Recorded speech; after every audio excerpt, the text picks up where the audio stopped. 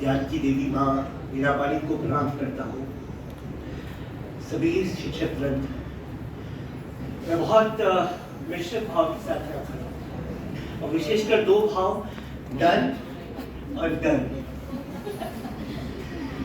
डर इसलिए कि मैं अभी श्री ब्रह्मा जी को बता रहा था कि इस कक्ष के उधर एक कक्ष में बैठकर मैं स्नातकोत्तर की परीक्षाएं दी थी और डर इसलिए कि सारे प्रोफेसर बैठे, मैं उनका शिष्य हूं, अगर कुछ गलती होगी तो वो मुझे डांट भी सकते हैं, बस वही डर मन में है।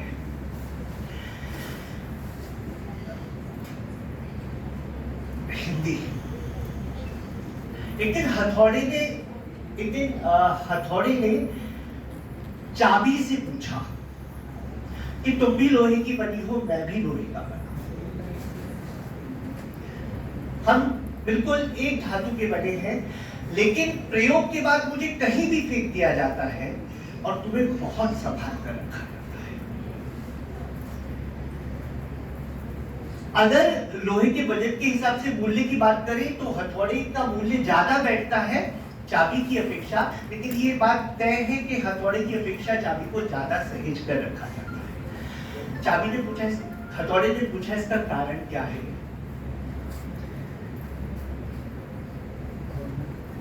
चाबी का उत्तर हम सब के लिए एक बहुत बड़ी प्रेरणा है। चाबी कहती है, भाई ये बात बिल्कुल सही है कि तुम और मैं एक ही धातु के बने हैं, लेकिन अंतर सिर्फ इतना है,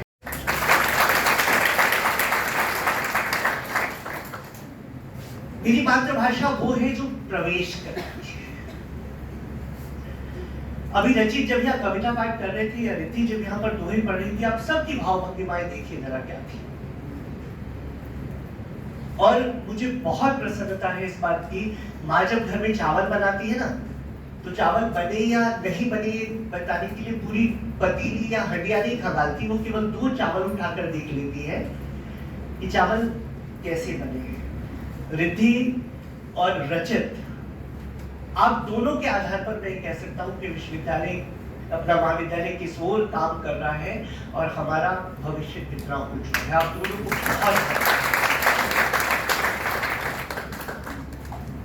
मेरी बहुत सारी बातें थी जो सुनील जी ने, प्रोफेसर सुनील ने यहाँ पर कही। सर, मैं अपनी व्यक्तिगत घटना बताता हूँ। ये 2007 की बात है। मुझे अवसर मिला एनसीसी की परेड का रनिंग कमेंट्री करनी थी। मैं बिजनौर के पास एक छोटे से गांव में पढ़ा, ग्रामीण पृष्ठभूमि रही। भाषा की जो शुद्धता की आपने बात की, उस पर बहुत ज्यादा ध्यान नहीं दिया जाता। मेरे बगल में एक रिटायर्ड ब्रिगेडियर बैठे थे और एक कॉम्बैट का सीन था जिसको डिस्क्राइब करना था, जिसका विवरण करना था। अचानक मेरे मुंह से निकला दुश्मन। ब्रिगेडियर पंच, मुझे अभी भी अच्छे से नाम याद है, उन्होंने मेरा हाथ पकड़ लिया, बोले राहुल ये दुश्मन क्या होता है? मैंने कहा सर एनिमी। बोले अंग्रेजी नहीं पूछ रहा हूं, दुश्मन नहीं होता, दुश्मन होता है। उस समय की मेरी स्थिति में आज तक उसको महसूस कर सकता हूं, क्योंकि इससे पहले मुझे बात किसी ने कही नहीं कि आप स बोल रहे हैं या श बोल रहे हैं।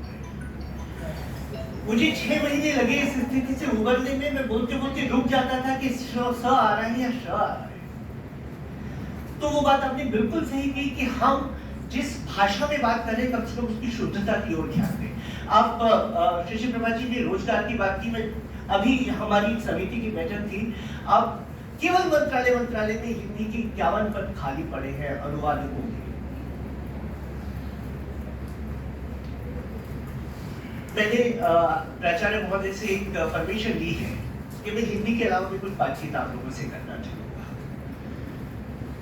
हम में से कितने लोगों ने बातचीत कर सकते हैं ना? मैं बहुत इनफॉर्मल होकर आपसे बात कर रहा हूँ। हम में से कितने लोगों ने घड़े से पानी पिया है? सबने पिया है? कभी घड़े से पानी पीते हुए आपके मन में विचार आता है कि इस घड़े की मिट्टी किस स्थान से उठाई गई होगी?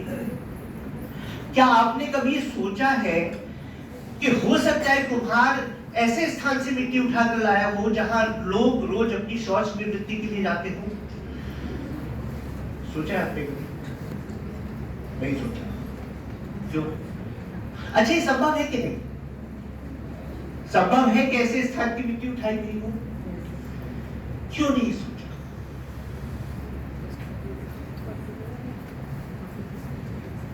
क्योंकि मिट्टी लाने के बाद उसको कूटा गया, उसको छाना गया, उसके बाद उसको गढ़ा गया, पकाया गया,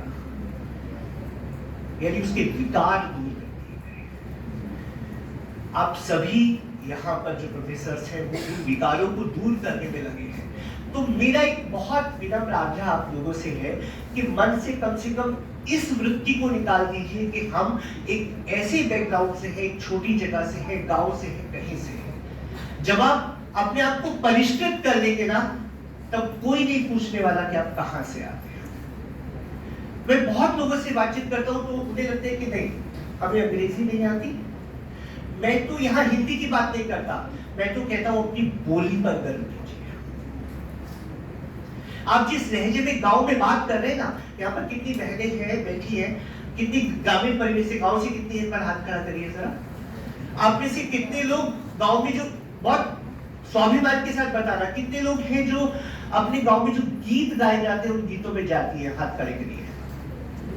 आप में से कितने लोगों को वो गीत आते हैं, हाथ खड़ा करिए। सुनूंगा नहीं अभी। आते हैं? किसी ने जबरदस्ती बैठकर सिखाए थे क्या? मैं इसीलिए कहता हूं कि हिंदी भाषा नहीं है, ये बोली भाषा नहीं है, बल्कि ये परंपरा है जो पीढ़ियों दर पीढ़ियों हम चलता है। और इसमें बहुत बड़ी जो भूमिका है वो हमारी मातृशक्ति की है। सबको गीत आते हैं, लेकिन किसी को सिखाए नहीं गए। भाषा भी वैसी है। आप कितनी अंग्रेजी सीख लीजिए, जिस दिन रोएंगे तो हिंदी में रोएंगे।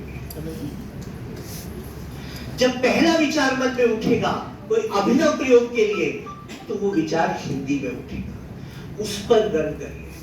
हमने कितने साल आजादी की लड़ाई के लिए संघर्ष किया? 700 साल। आज इजराइल का उदाहरण हमारे सामने है। ईस्वी 132 में पहली बार एक यहूदी इजराइल में पहुंचता है कि मुझे हिब्रू जो वहां की भाषा है उसको एस्टैब्लिश करना है। 2000 साल लगे। और आजाद कब हुआ? हम हुए 1947 में, इजराइल आजाद हुआ 1948 में। लेकिन 3 साल के अंदर इजराइल के सारे स्कूलों का पाठ्यक्रम हिब्रू में था। 3 साल के अंदर उनके जितने भी गवर्नमेंट डॉक्यूमेंटेशन था वो सारा का सारा हिब्रू में था। तो आप सोचिए हम क्यों नहीं कर सकते? हम कब तक इस बात को करते रहेंगे कि मुगल आए और अंग्रेज आए और हम उस मानसिकता में रहे? अब उससे बाहर निकलना पड़ेगा। हमें उस जिजीविषा के साथ काम करना पड़ेगा। और ये तभी मैं फिर कह रहा हूं कि आत्मविस्मृति बहुत खराब है। गालियां देना बहुत आसान है, वो किसी के लिए भी हो, किसी भी पंथ के लिए हो, किसी मत के लिए हो, किसी धर्म के लिए हो, किंतु आत्म स्वाभिमान के साथ उसकी उन्नति के लिए काम करना ये बहुत आवश्यक है। और ये हमारी पीढ़ी को करना पड़ेगा। मैंने 12th मेडिकल से किया। सर मैंने अपने बाबा से परमिशन ली कि मैं लिटरेचर पढ़ना चाहता हूँ। उन्होंने मुझसे सिर्फ एक बात कही थी, वो भी इसी कॉलेज के अलुमनाई में। उन्होंने हिंदी और इंग्लिश दोनों में एमए किया है। उन्होंने मुझे सिर्फ एक बात कही थी कि चाहे जो पढ़ो लेकिन बहुत अच्छा पढ़ना। अभी यहाँ पर सुनील सर बात कर रहे थे पुस्तकालय की। अगर आपकी परमिशन हो तो मैं एक छोटा सा आप आहुति कह लीजिए उसमें देना चाहूंगा कि इस वर्ष मैं कोशिश करूंगा कि 1000 हिंदी साहित्य की किताबें मैं विद्यालय को दान करूं।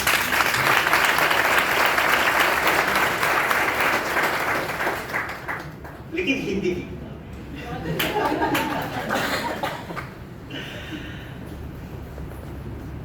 तो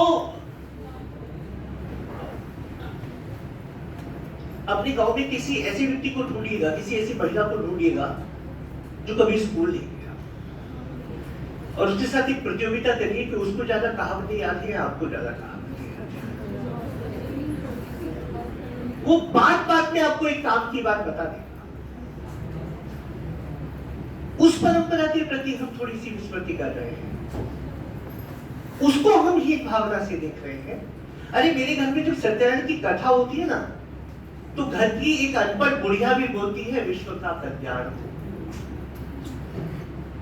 पूरा साहित्य सनातन का उठाकर देख लीजिए, एक भी प्रार्थना आपको एक वचन में नहीं मिलेगी। दुर्गा जी यहाँ पर बैठी है, हमारी सारी प्रार्थनाएं बहुवचन में है। उसके प्रति आप स्मृति कर रहे हैं। विश्व हमें प्रेम करना सिखाएगा। भगवान कृष्ण ने रुक्मिणी से शादी की और हमने उन्हें प्रेम करने वाली राधा के साथ हर मंदिर में स्थापित किया है। तो हमारे पास तो बस पढ़िए। मैं फिर कहता हूं कि विरोध करना, विस्मृति करना बहुत आसान है, लेकिन पढ़िए।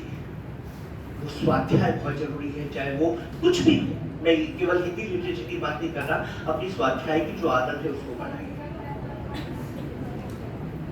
आपको बहुत कुछ ऐसा मिलेगा जो आप प्रतिदिन चाहेंगे कि हाँ इस पर करें।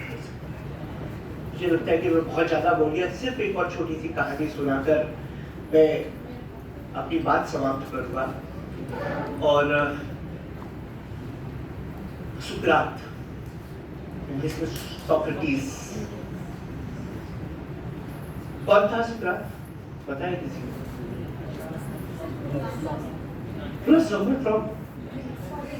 ग्रीस, यूनान का एक बहुत महान दार्शनिक, जिस पर राजद्रोह का मुकदमा चला और मृत्युदंड मिला। और मृत्युदंड भी कैसा कि आपको एक जहर का प्याला पीना है, बॉयल ऑफ पॉइजन। कहते हैं कि जिस दिन सुकरात को विष का प्याला पीना था, उससे पहली शाम सुकरात अपनी जेल की कोठरी में बैठे थे।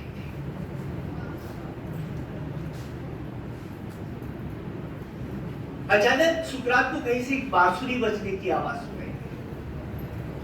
सुकरात ने बाहर खड़े हुए पहरेदार से कहा कि मित्र, मेरे जीवन की अंतिम शाम है, मुझ पर एक उपकार करोगे, मुझे आज की रात उस कोठरी में छोड़ दो जो कैदी बांसुरी बजा रहा है। बाहर खड़े हुए कैदी ने सोचा कि यूनान का इतना बड़ा दार्शनिक मुझसे कुछ मांग रहा है। पहरेदार ने उसे उस कैदी के साथ छोड़ दिया और कहते हैं कि यूनान ने सुकरात ने रात भर उस कैदी से बांसुरी बजाना सीखा। अगले दिन सुकरात को जब वो विष का प्याला पीने के लिए लेकर जाया जा रहा था, तो जेलर ने सुकरात से कहा, सुकरात, मैंने सुना है कि रात तुम किसी और की कोठरी में थे। हाँ, क्या किया? बोले बांसुरी बजाना सीखा। तो जेलर हंसने लगा, बोला शायद इसीलिए तो फिलोसोफर्स को लोग पागल कहते हैं। बोले मूल, कम से कम अपने जीवन की अंतिम रात तो ढंग से सो लिया होता।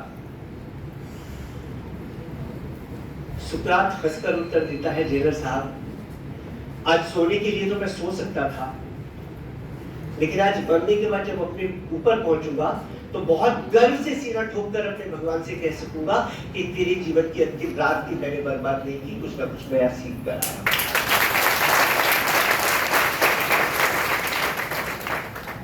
सीखने की प्रवृत्ति, अपनी संस्कृति, अपनी भाषा, और सबसे बड़ी बात है कि जहां आपने जन्म लिया उसके प्रति एक संवेदना अपने अंदर जगा कर रखी है।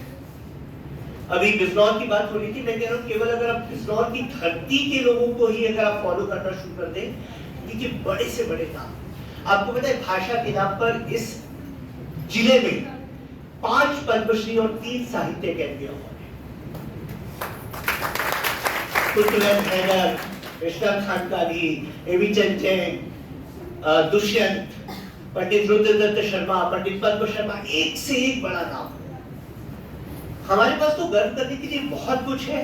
मैं आपसे सिर्फ इतना आग्रह है कि बिना किसी मन में कोई विचार लाए, छोटे बड़े, छोटे स्थान बड़े स्थान का जो करना है उसके लिए पूरे मन के साथ लगे रहिए। आप लोगों को बहुत बहुत शुभकामनाएं। और विद्यालय प्रशासन, मुझे लगता है कि मैं अभी बहुत छोटा हूँ उसके लिए जितना सम्मान मुझे दिया गया, लेकिन बहुत बहुत आभार मेरी तरफ से विद्यालय के लिए, बिजनौर के लिए। यथाशक्ति जब भी जो भी कुछ हो सकूंगा मैं उपलब्ध रहूंगा। धन्यवाद।